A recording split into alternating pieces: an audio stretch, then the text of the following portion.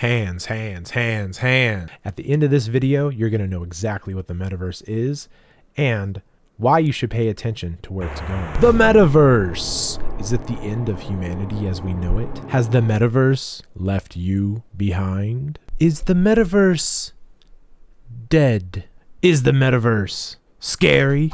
They say that it's ran by an insane lizard man, hell-bent on selling all of your private data. And I guess I'm a Sweet Baby Ray's fanboy. New alert.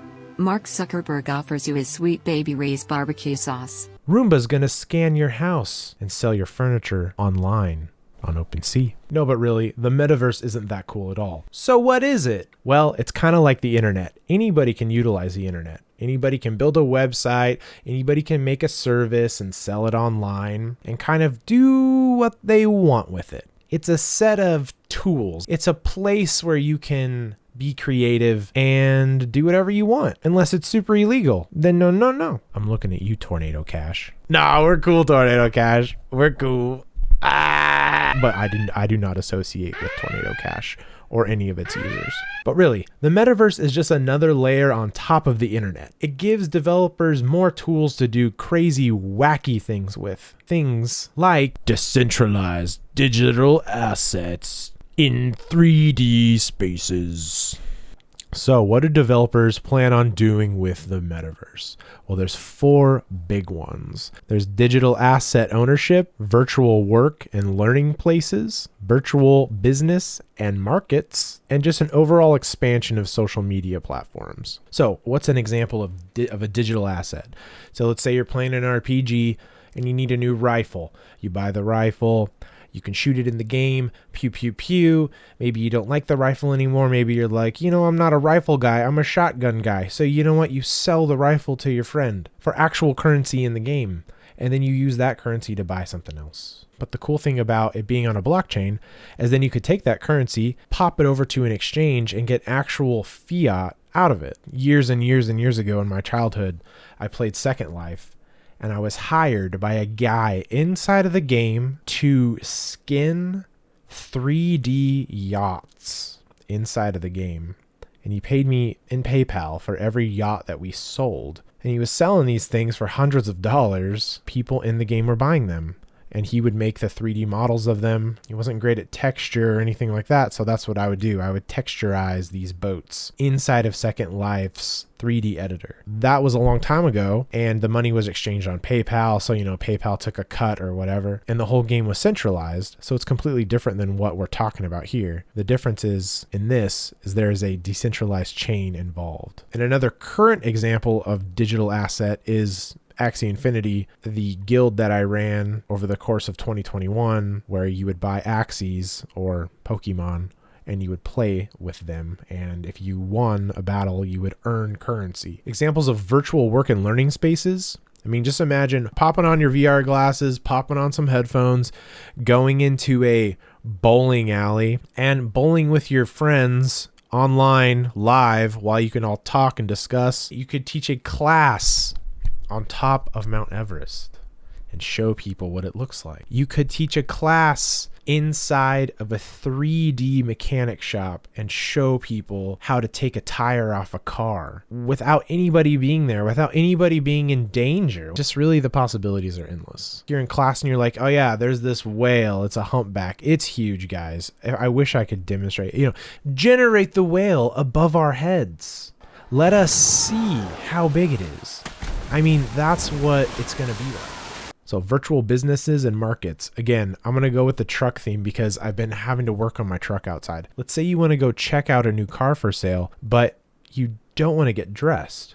Pop on your VR, pop on your headphones, and you can go to a virtual car store. That's not what they're called. You select what car you want to look at and you can walk around it. You can open the doors. You can see what it all looks like. It's a really cool use case. All this stuff sounds awesome, right? Well, let's jump into the metaverse right now and see what it's like. You okay, sir?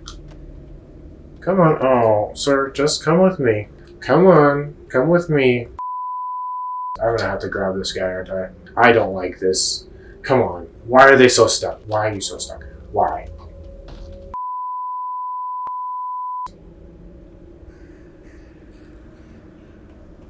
Unfortunately, that was just a VR game.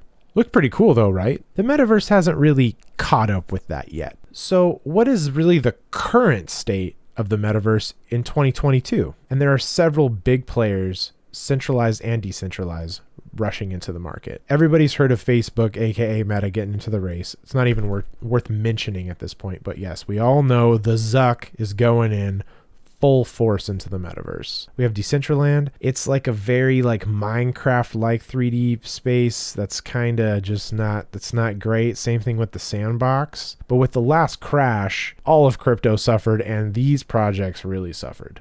So what are the experiences like in these three main places? Meta, Decentraland, and the sandbox. They sort of suck. They're underwhelming. They're a bit of a letdown. I haven't really spent any significant time in any of these places because I just don't really feel any reason to. When I'm done with work or when I'm done with the day, going into the metaverse, going into Meta, Decentraland, or the sandbox, none of those things call to me.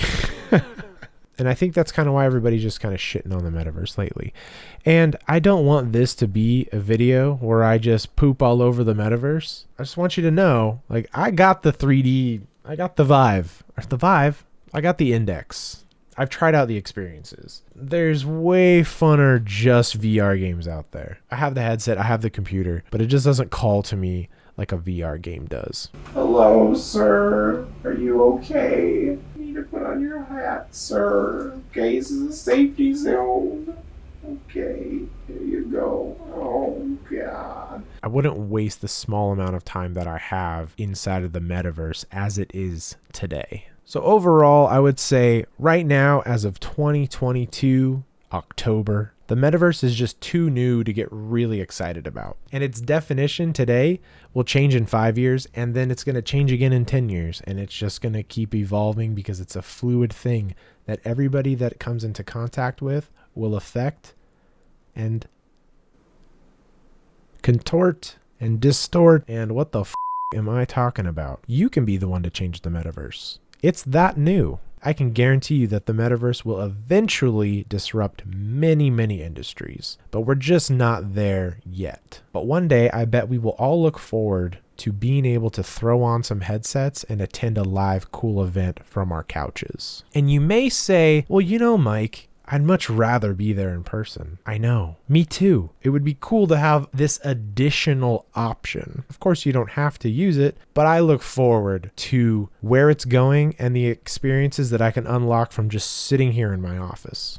Where'd the cat go? How do I get up to the cat? Cat! Oh. Okay. Well, that's it for this topic. But who are the people building these huge ecosystems for us all to dabble in and develop in? If you don't know the story of Vitalik Buterin, the creator of Ethereum, go ahead and click this video right here. And watch it. Watch it! This has been Mike with Super Crypto Time. Thanks for watching.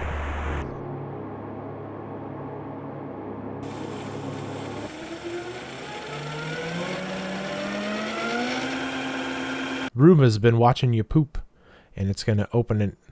Roomba's going to scan your furniture, 3D print it, and start its own drop shipping business from your garage while you're at work one day. Roomba's going to scan all your belongings and digitize them, put them on OpenSea, and sell them as NFTs. The biggest